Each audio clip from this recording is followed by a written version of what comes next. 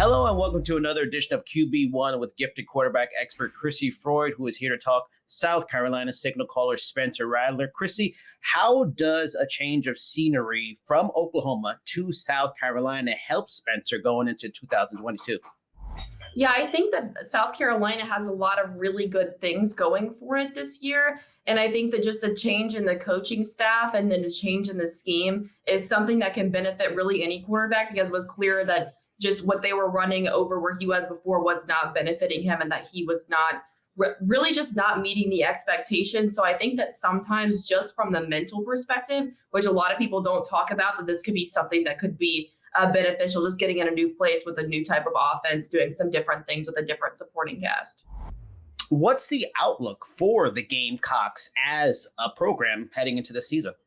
Yeah, I think this is a team that's turned a new leaf. I mean, we look at the SEC over recent years, and this has been a lowly team that's had a lot of missing pieces. But with Shane Beamer at head coach, I think that helps a lot. And I think they've got a lot of really exciting pieces on both the offensive and defensive side of the ball. I spoke with Spencer Rattler a little bit about how his pre-snap responsibilities were changing a little bit. It seems like that's something that he's picking up on, that he's really excited about. Growth is always important. All these quarterback starters are always hoping to go to the next level NFL draft. Where does Rattler need to improve heading into the season?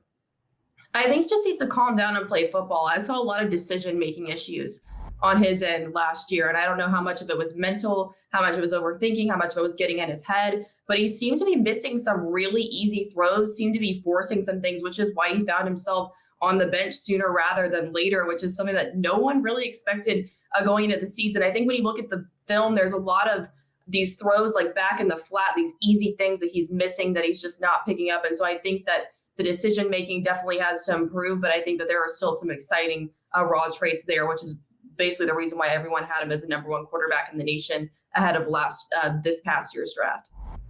What were your conversations with him like at the Manning Passing Academy recently? Yeah, we talked about responsibilities of the line of scrimmage and how those are the same but different, where he's going next, and then also just kind of the mentality of going into this. I mean, he goes from one of the top players in the nation that everyone's talking about to a player that I wouldn't say has been forgotten about, but is not nearly on the radar or as highly touted as he was last year. And so he told me that he's looking forward to this year becoming a number one overall draft pick again, which is a lofty goal. And I mean, he's going to have to prove a lot of his doubters wrong.